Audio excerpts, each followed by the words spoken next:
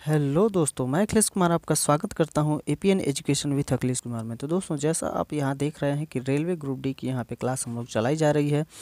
तो दोस्तों, यहां पर हम लोग क्लास जो ले रहे हैं वो जीव विज्ञान की क्लास ले रहे हैं हम लोग। और जीव विज्ञान हम लोग लगभग ख़त्म ही करने वाले हैं, जिसमें इसमें से हम लोग 50 प्रश्न कर चुके हैं दोस्तों। आज 20 प्रश्न और हम लोग करेंगे, 51 से लेकर के 70 तक। ऐसे प्रश्न जो परीक्षा में वो हूबहू पूछे जाते हैं, यही ऐसे क्वेश्चन हम लोग यहाँ पे करने वाले हैं दोस्तों। ये सेशन अगर अच्छा लगता है तो लाइक, सब्सक्राइब और शेयर ज़रूर कीजिएगा। चलिए, क्वेश्चन शुरू करने से पहले आप लोगों को सबसे पहले मेरी तरफ से जय हिंद और सरस्वती पूजन की ढेर सारी शुभकामनाएं।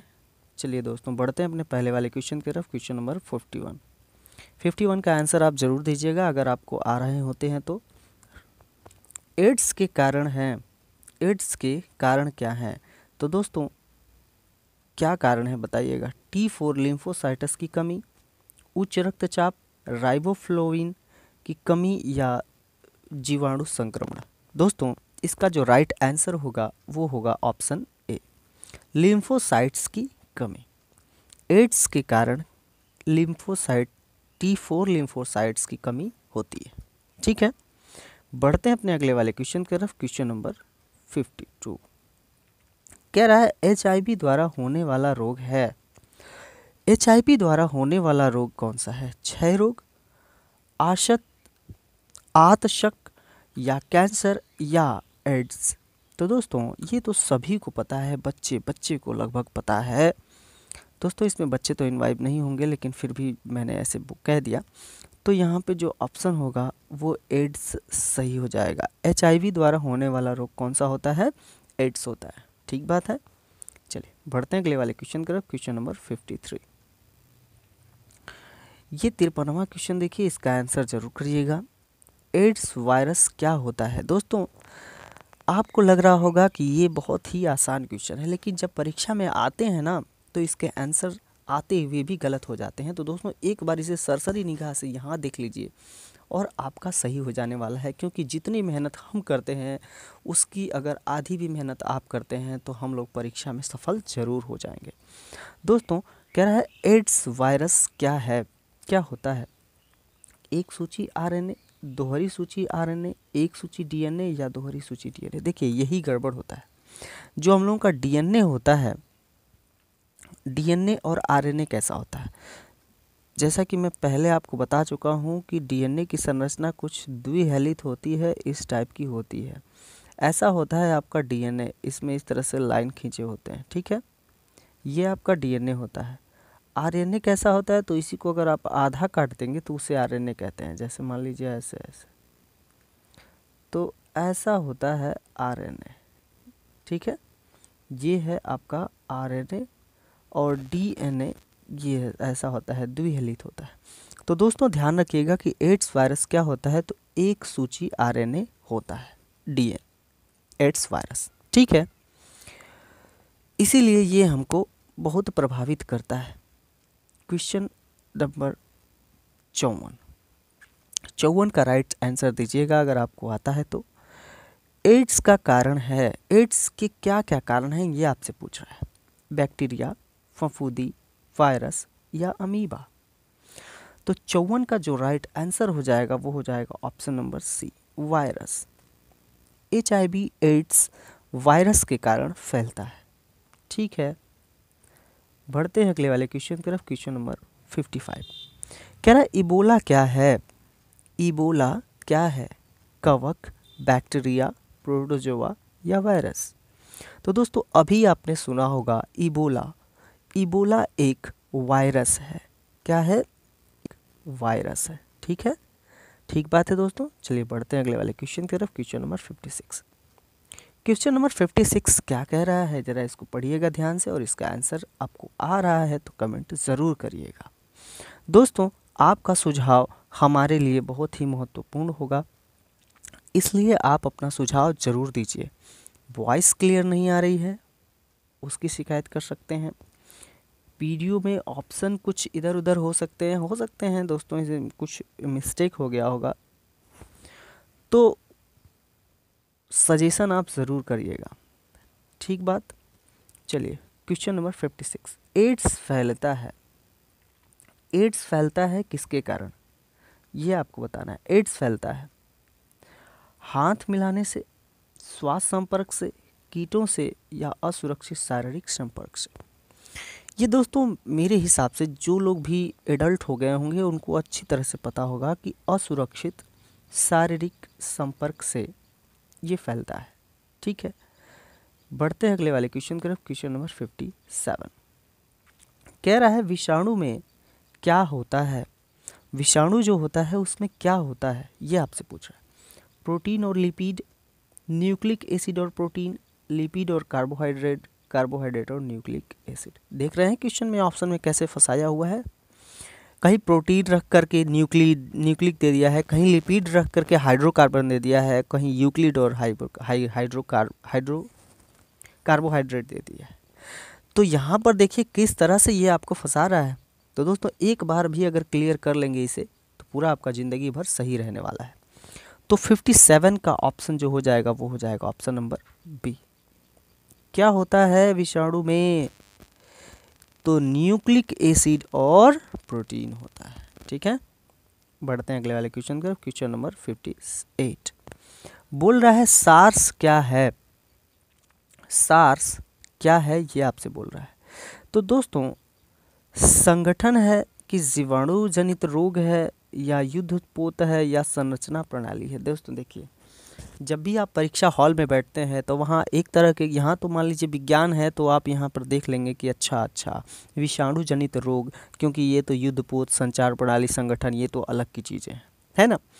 लेकिन वहाँ पर जब आप बैठेंगे तो परीक्षा हॉल में आपको समझ में आएगा कि करंट से नहीं तो पूछा है या यहाँ से नहीं पूछा है, तो सार्क नहीं सार्स है, ठीक है।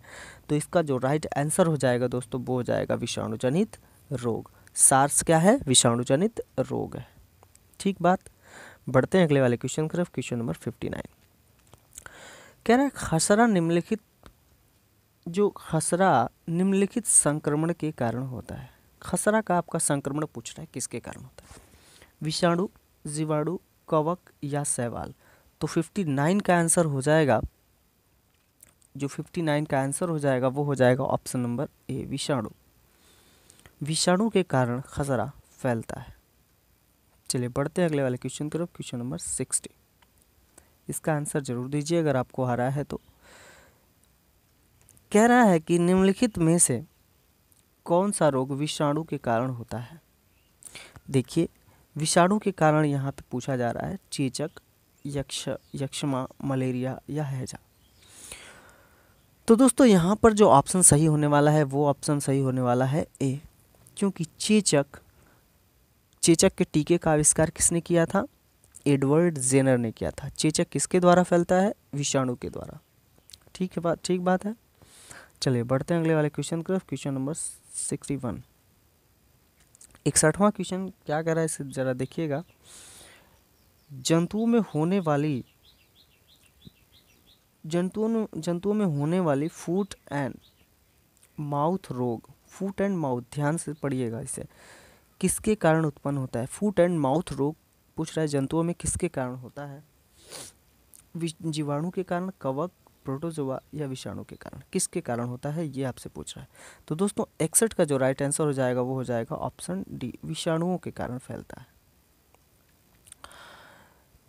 क्वेश्चन नंबर 62 देखिएगा, यानी कि 62 आलू में मोज़ेक रोग का कारक तत्व है।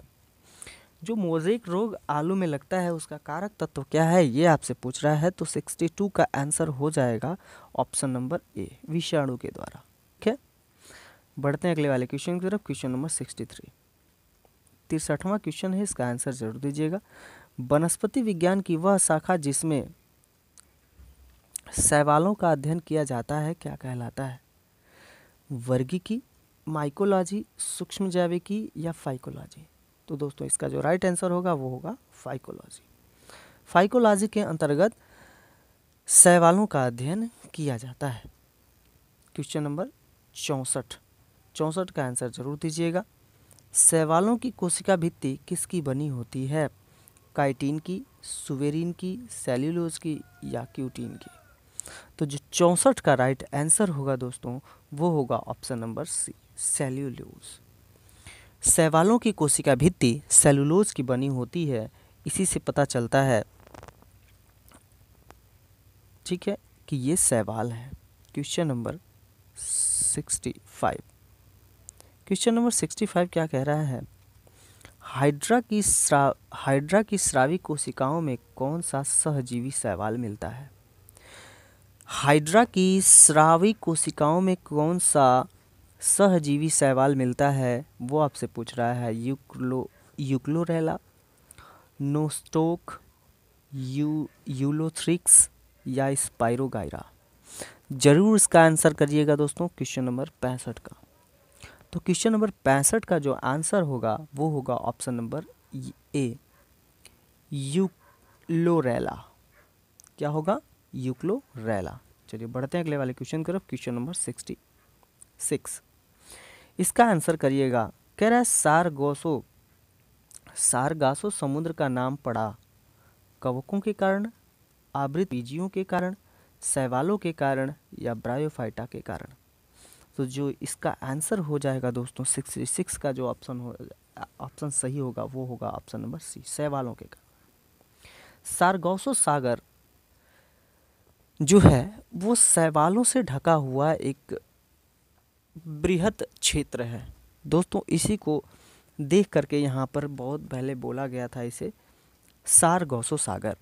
सारगोस नामक जो शैवाल है उसी को उसी के नाम से जाना जाता है, ठीक है। क्वेश्चन नंबर 67 दोस्तों, यहाँ पर विस्तार हम इसलिए नहीं कर पा रहे हैं क्योंकि ढेर सारे आपको क्वेश्चन कराने हैं। क्वेश्चन अगर करते रहेंगे, एक बार भी अगर देखे रहेंगे तो आपको ज़रूर पता रहेगा, ठीक है।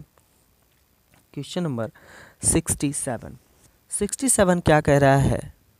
इसका आंसर जरूर दीजिएगा। गलगंड रोग से बचा जा सकता है और कुछ समुद्री खरपतवार खाने से इसका इलाज होता है क्योंकि इसमें प्रचुर मात्रा में होता है क्या? सल्फर, आयोडीन, कैल्शियम या फास्फोरस? पहले तो ये जानिए कि ये रोग कौन सी बीमारी है, गलगंड रोग। तो गलगंड रोग दोस्तों कहा जाता है किसे? घींघा का आपने नाम सुना होगा, उसी को कहा जाता है गलगंड रोग। और घींघा किसके कमी से होता है? आयोडीन की कमी से। यानी नमक में जो आयोडीन की मात्रा होती है अगर वो कम हो तो हमें घींघा रोग यानी गलगंड रोग होता है, ठीक बात।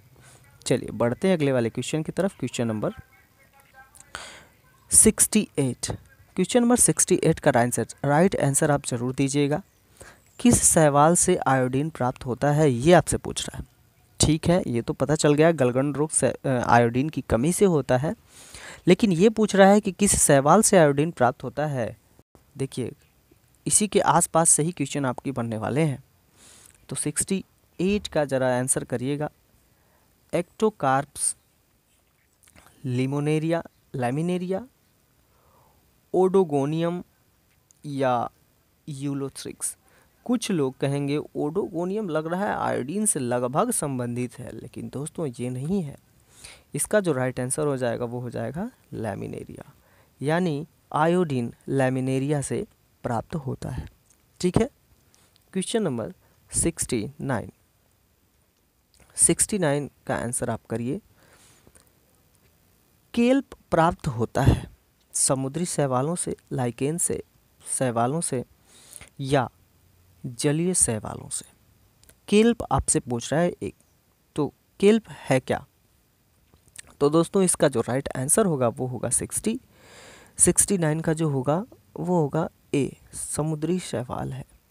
क्या है? केल्प, समुद्री शैवाल। इसमें भी आयोडीन की मात्रा पाई जाती है लेकिन लेमिनेरिया में ज़्यादा पाई जाती है, ठीक बात। बढ़ते हैं अगले वाले क्वेश्चन की तरफ। क्वेश्चन नंबर 70 का आंसर अगर आ रहा होगा तो जरूर करिए। ये है आपका लास्ट क्वेश्चन। निम्नलिखित में से कौन सा स्वपोषित है?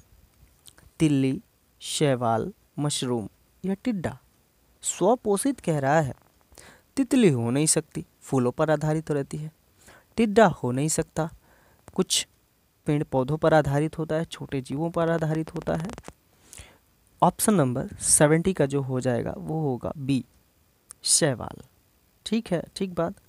जो शैवाल है वह स्वपोषी है। स्वपोषी का मतलब आप समझ रहे हैं, जो खुद से खाना बनाता है, अपना भोजन खुद से बना लेता है, उसे हम लोग स्वपोषी कहते हैं। परपोषी किसे कहते हैं? जो दूसरों पर आधारित होते हैं, उन्हें परपोषी कहते हैं। ठीक बात। चलिए दोस्तों, आज के लिए इतना ही। बढ़ते हैं अगले वाले क्वेश्चन में, पढ़ते हैं अगले वाले क्वेश्चन को हम लोग अगले वीडियो में। तब तक के लिए जय हिंद, जय भारत, जय राष्ट्रवाद।